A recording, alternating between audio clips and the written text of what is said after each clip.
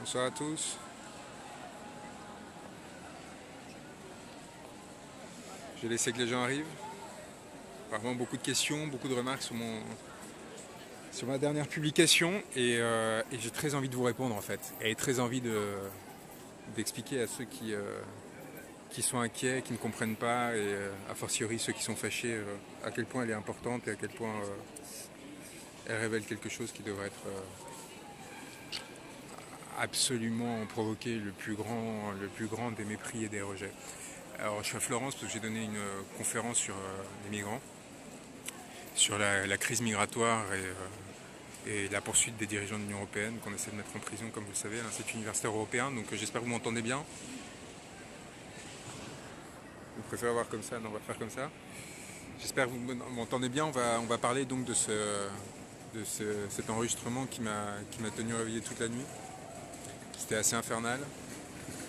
J'ai reçu hier soir, ça a été extrêmement violent pour moi. Je tremblais de voir François Ruffin avoir trahi de cette laideur et façon extraordinaire, et je vais me justifier sur ces mots qui vraiment sont encore doux par rapport à ce que j'ai ressenti en voyant ce qu'ils avaient fait.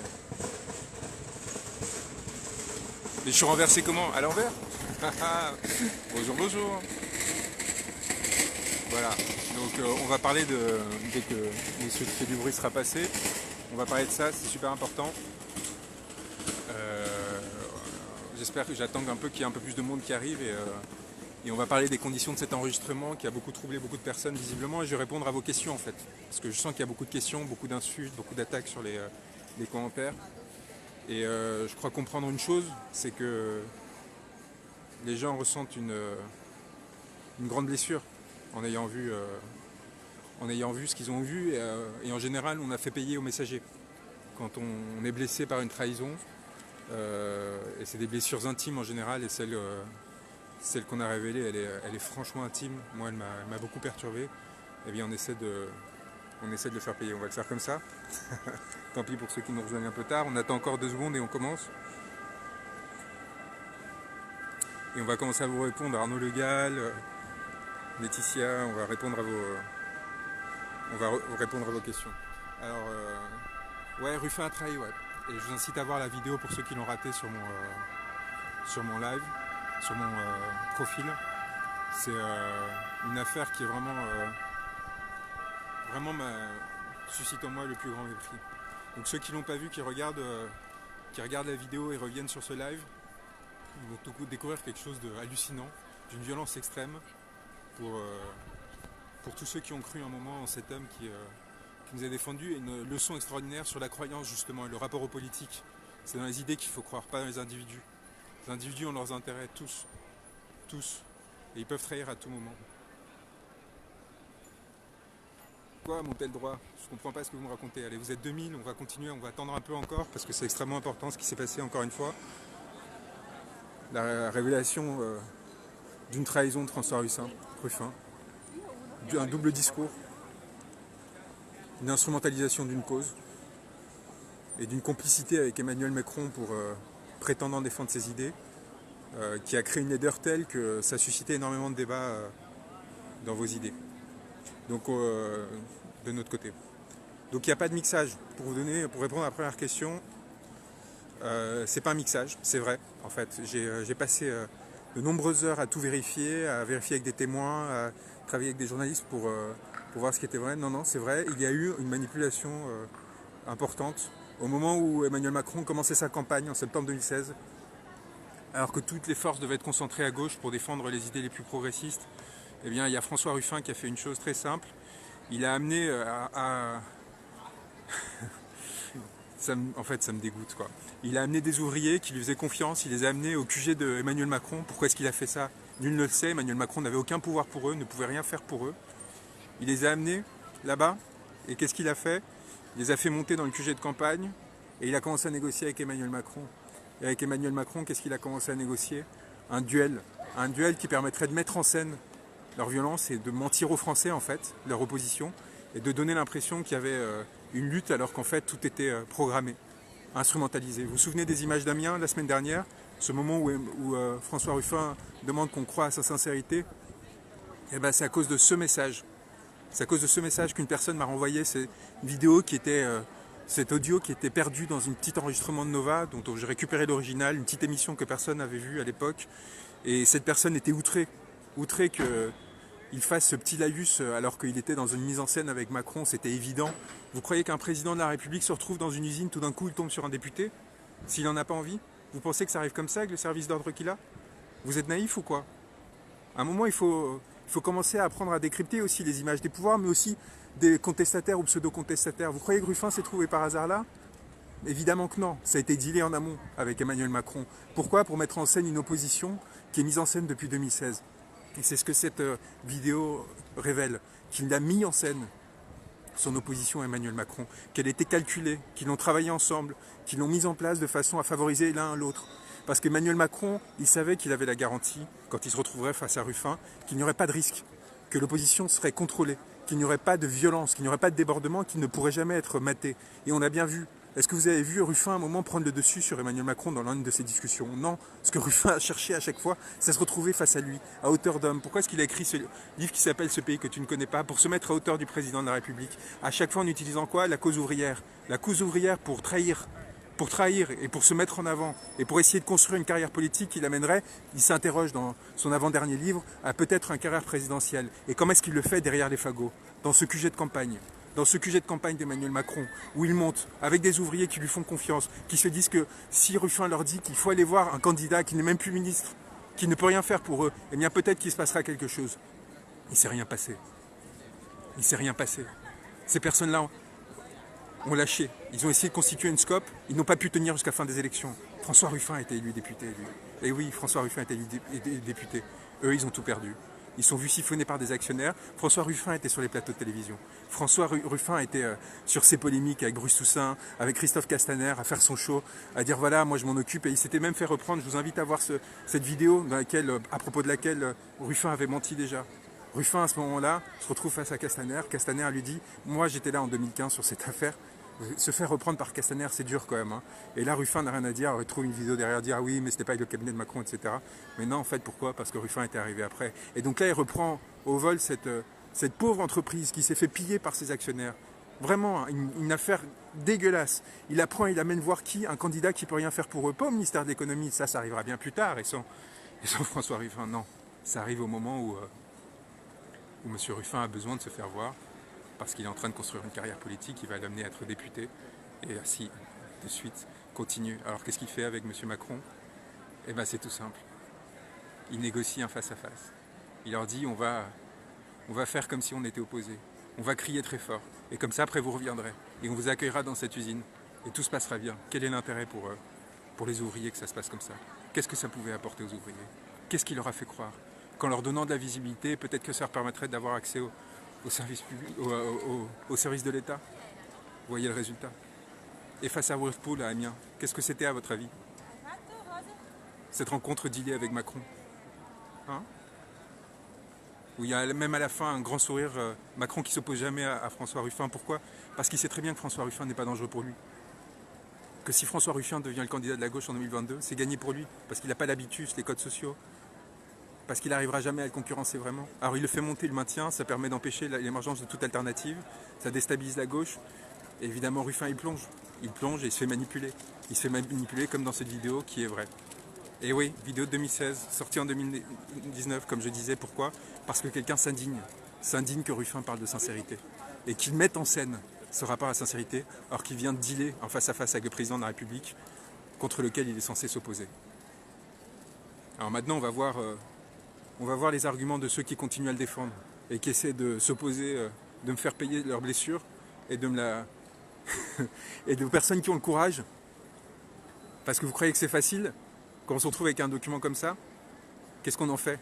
On se retient à quelques jours du 5 décembre, de ce moment où il va falloir s'émanciper définitivement de cette tutelle politique atroce, ne plus dépendre des politiciens, reconstruire notre ordre social, se battre pour éviter que ce mouvement des Gilets jaunes reste définitivement humilié, qu'on ait été Gilets jaunes ou pas, par principe, pour éviter que ce pouvoir pourri jusqu'à la moelle gagne cette bataille, finisse par nous dire eh bien oui, on a écrasé un mouvement social, on a écrasé les gens les plus précaires de notre société, à coups de matraque, à coups de gaz, à coups de grenade, à coups d'arrestation, à coups de condamnation, à coups d'éborgnement. À quelques jours de ce 5 décembre, où il faut qu'on se rende, vous pensez que c'est facile de le sortir ou de pas? Mais c'est le seul moment où il faut le sortir, c'est-à-dire quand on l'a, dès qu'on le sait. Pas de calcul, contrairement à eux. Pas de calcul. La vérité et la sincérité. C'est tout ce qu'il faut faire. Pas de timing. Quelqu'un voit les images de Ruffin, il le voit parler de sincérité, alors qu'il est en train de stager, comme on dit, un désaccord avec le président de la République. Eh bien, qu'est-ce qui se passe? Il envoie cette vidéo. Il envoie cet enregistrement, il me donne les éléments de contexte, il me donne les contacts de personnes qui ont été sur place, qui ont été abandonnées. Eh bien, qu'est-ce qu'on fait? On réfléchit, on recoupe, on essaie de montrer à quel point justement c'est cohérent, ça montre une pratique qui s'est institutionnalisée, une trahison, et on révèle. Vous êtes des partisans? Vous vous accrochez à l'homme au lieu de défendre des idées, à un appareil politique? Vous me dites que je fais le jeu de Le Pen? Mais vous voulez aller face à Le Pen avec un menteur? Avec quelqu'un qui négocie derrière les fagots avec M. Macron pour après donner l'image d'une opposition? C'est comme ça que vous voulez battre Le Pen? C'est comme ça que vous voulez défendre vos idées? C'est avec des personnes comme ça? Non, pas de camomille, shérif. Pas de camomille, les enjeux sont beaucoup trop importants. J'ai passé ma nuit entière à travailler sur ce sujet. La journée, je suis allé donner une conférence complètement en regardant l'ordinateur au dernier moment, avec la peur évidemment de me tromper. La peur de se tromper. Et ce que je vois, c'est Ruffin qui répond « Je suis fier ». Mais fier? Fier d'avoir simulé? Fier d'avoir menti? Fier d'avoir manipulé? C'est ça la fierté en politique aujourd'hui? La honte. La honte. La honte pour lui. C'est tout ce que j'ai à lui dire. Honte. Honte qu'un responsable politique se comporte comme ça. Honte. Et le document est sur mon profil. À ceux qui me demandent de le diffuser, tout le monde y a accès.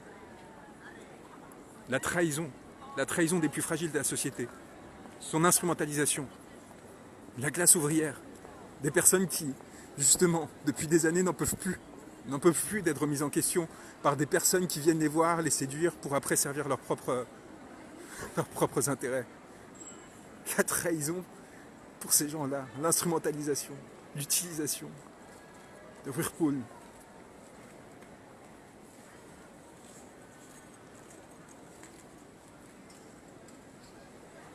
La honte. Quelle vidéo, encore une fois, regardez. Maintenant, je réponds à vos questions. Il voulait sans doute le piéger, ouais. Donc il a menti et il s'est fait piéger. Non, non, il n'y a pas de... Il n'y a rien d'étrange. Il n'y a rien d'étrange, il y a juste les effets. Pas d'anxiété, pas de sommeil, ne vous inquiétez pas.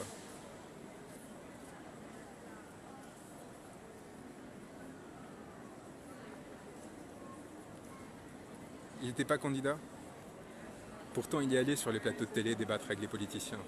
À cette époque, avec le t-shirt des Copla. Hein, il a bien utilisé cette cause pour se faire voir, pour se faire connaître. Qu'est-ce qu'il leur a apporté? À quel moment il les a défendus? À quel moment il leur a permis de s'émanciper? Quelle solution il leur a donné? C'est quoi ses perspectives? Quelle perspective il a offert? Une sorte de complaisance comme ça, un peu paternaliste, en mode je vous comprends, je parle comme vous, je viens avec vous, je vais la mettre à l'envers à ces politiciens, mais en fait derrière quand même j'organise des déplacements mis en scène pour bien me faire voir des médias. Et puis après je me fais éditer dans les grandes maisons parisiennes, je passe partout, du Monde, France Inter et compagnie, je fais ma vie, je fais pas France Insoumise mais je suis France Insoumise. C'est ça un homme politique? Est-ce que je suis sûr d'avoir ratissé de ce son? Oui, j'ai passé... Est-ce que j'ai été attaqué en diffamation pour Crépuscule? Est-ce qu'à un moment j'ai été attaqué sur la véracité de ce que j'ai produit?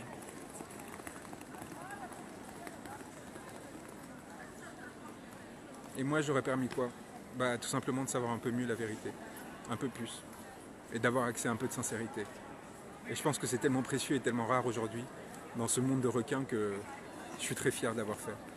Moi je suis pas fier, contrairement à Ruffin qui dit être fier d'avoir manipulé, d'avoir menti. Moi je suis juste fier d'avoir dit, d'avoir eu la sincérité face à un élément dont j'ai découvert qu'il était vrai, de le partager, quoi qu'il m'en coûte. Y compris lorsque ça touchait ma famille politique, les personnes qui m'étaient proches, que j'avais admirées, lorsqu'ils faisaient des discours pour les plus précaires de l'Assemblée. Vous vous souvenez de ces beaux discours? Septembre 2016, un moment de bascule pour le pays. Un moment où il faut s'engager, lutter, défendre ceux qui pourront porter nos idées. Où un candidat, Emmanuel Macron, vient de rentrer en campagne, où il cherche un déplacement qui l'intéressera. Il lui offre sur un plateau une confrontation contrôlée face à des ouvriers qui, ces négociés, ne déborderont pas. Et ensuite quoi? La semaine prochaine, la semaine suivante, un déplacement dans leur usine. Quel viol! Quel viol! Quel viol de leur dignité! Leur avoir offert sur ce plateau ce déplacement où il a pu prétendre travailler à la réindustrialisation. C'est Emmanuel Macron qui les avait abandonnés, qui n'avait jamais répondu à leur courrier, qui n'y a répondu qu'une fois, la veille de son départ, pour les renvoyer au commissaire à l'investissement productif. Pourquoi? Parce qu'il avait passé son temps à draguer des milieux d'affaires parisiens. Ces petites coteries. Et il les met entre ses mains et il négocie avec lui des oppositions contrôlées de façon à se faire voir, à augmenter la visibilité. Mais vous croyez qu'on sauve des usines en faisant des médias? En passant sur les plateaux? Vous croyez que c'était pour les sauver qu'il faisait ça? Pure notoriété. Pure notoriété. Pure recherche de notoriété. Et qu'est-ce qu'il m'a fait? Il a trahi. Et il a menti. Et cette vidéo le montre. Et c'est tout. Il a instrumentalisé. De la même façon, vous voulez que je vous dise que dans Merci Patron, qui est un grand film important, on le voit diriger ce couple de personnes, lui dire quoi faire. Non pas aller dans leurs intérêts, les utiliser pour faire son film. Et ça commence à faire cohérence. De la même façon qu'à Amiens, face à Macron, de la même façon qu'à Liverpool, des luttes. Quelle lutte? À quel moment est-ce qu'il va chercher des solutions pour eux? À quel moment est-ce qu'il va se battre vraiment pour essayer non pas de se faire voir, mais de construire des solutions? Ça fait mal, ouais, d'ouvrir les yeux, Sophie, vous avez raison. Et pourquoi est-ce que j'en parle sur un plan moral et émotif? Parce qu'il a trahi. Parce que c'est une trahison. Parce que c'est d'une violence extraordinaire. Et est-ce que j'accepterai un débat avec Ruffin? Évidemment. Denis Robert m'a déjà appelé, il me l'a proposé. Je lui dis c'est lui qui refusera. Qu'est-ce qu'il a à répondre face à ça? Dire qu'il est fier d'avoir mis en scène une opération de communication avec Macron. Combien d'autres il en a fait? Est-ce que c'est ça l'opposition?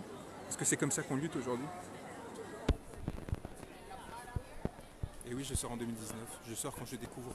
Quand une vidéo qui avait été vue 500 fois seulement. Parce que si c'est ça l'argument, ah oui, mais on savait déjà. Bah non, visiblement, on ne le savait pas, sinon ça ne provoquerait pas ces réactions. C'est ça l'argument? Parce qu'il y avait un petit reportage de Radio Nova que personne n'avait récupéré, qui avait été fait en 2016. Et donc quoi? Il faudrait se taire, laisser passer, le voir répéter, mettre en scène les mêmes choses avec Emmanuel Macron et Amiens, avec les pauvres gars de Whirlpool qui va encore manipuler. C'est ça la politique?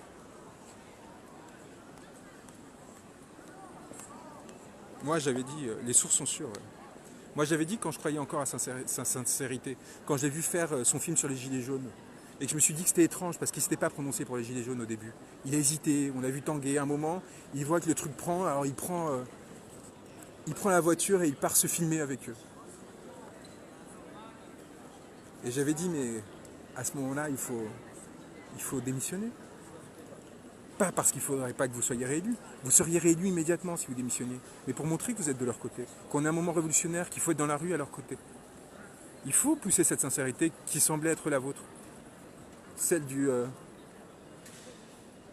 député smicard qui n'a pas besoin de cet argent pour des questions d'origine familiale. Il fallait pousser, continuer, lâcher et réinitier. On vous aurait suivi, monsieur Ruffin. Mais non, vous préférez manipuler. Vous préférez faire des mises en scène avec monsieur Macron. Vous m'avez pas entendu sur le référendum ADP? Je vous conseille de chercher une vidéo que j'ai faite avec les Gilets jaunes, avant que tout le monde en parle, en décembre, où je raconte comment le référendum ADP est une façon de lutter contre une privatisation qui a été organisée par Bernard Mourad, dont je parle dans le film, dans Crépuscule. Et ça va vous apprendre des belles de savoir qui en a profité de tout ça. Non, ça divise pas pour le 5 décembre. Le 5 décembre, c'est nous. C'est pas des politiciens, c'est pas des dirigeants, c'est notre dignité.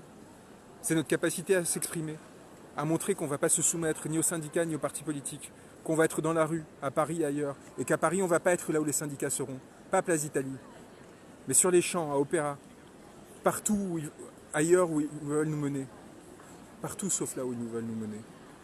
Pas loin des lieux de pouvoir, mais là où on les a fait trembler. Et c'est nous qui montrerons ça, car l'alternative n'est pas dans telle ou telle personne, elle est dans notre capacité justement à les faire trembler.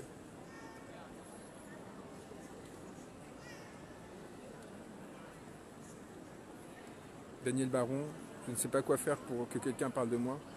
Moi, ce que je sais, c'est que je n'organise pas des fausses confrontations avec le président de la République pour exister.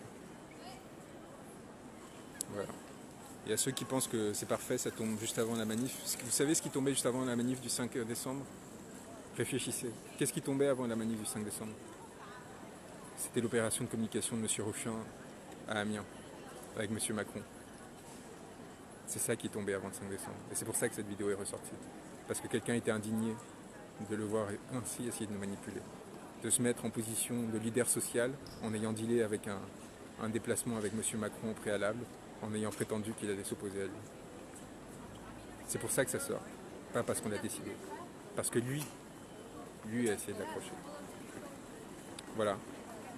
Moi, je vous ai dit, j'ai toujours été transparent sur ce que j'étais. Quand j'étais au RSA, quand je gagnais beaucoup d'argent. Quand je me suis détaché de tous ceux qui m'appuyaient. Je savais que sur la question migratoire, ça ne ferait pas l'unanimité sur les gilets jaunes. Qu'il y avait des personnes qui avaient peur de ces vagues-là, qui ont peur de théories qui donnent l'impression qu'ils vont un jour être remplacées. Mais j'ai fait ma lutte. Moi, je ne suis pas là pour complaire à qui que ce soit. Je les connais, ces gars-là. Je ne vais pas être comme eux, je ne serai jamais comme eux. Et je ne dépendrai jamais de ces personnes-là. Voilà. Et à ceux qui disent que c'est pas constructif de révéler la vérité, de dire ce qui est, qui pensent que c'est manipulé, de montrer des faits, eh bien tout simplement, ils n'ont pas compris ce qu'on était.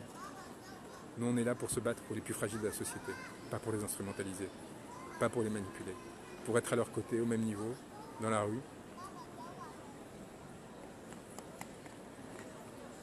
et pas pour jouer un jeu de rôle avec Emmanuel Macron dont les règles seraient chiquées.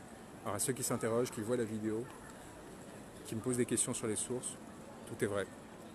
Il est sur mon profil. On va se battre.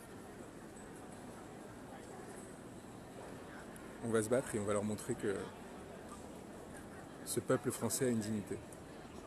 Et que gilets jaunes ou non, ils n'accepteront jamais d'être à ce point écrasés. Alors à tous les syndicalistes qui ont peur de se faire trahir une nouvelle fois par leur direction, prenez des risques, c'est le moment. J'en ai parlé avec ceux de EDF, d'Enedis. Vous voulez couper l'électricité? Ils ont des générateurs, mais cherchez à savoir combien de temps ils tiendront. Luttez, engagez-vous, à bras le corps, tout simplement pour ne pas avoir à dépendre à nouveau de personnes qui demain vous trahiront. Je pense à vous très fort, à ceux qui croient à ces explications, je ne peux rien faire pour vous. À ceux qui s'accrochent à la croyance, il y a des faits, des paroles qui ont été enregistrées à leur insu et qui montrent la réalité de manipulation qu'ils ont cherché à nous imposer. Ce qu'ils vous ont montré, c'est un masque. Ici, on n'en porte pas. Et le jour où on en portera, ce sera celui du Joker et pas des opposants contrôlés. Forza. Force à tous. Et aux 5. Sans eux, côte à côte.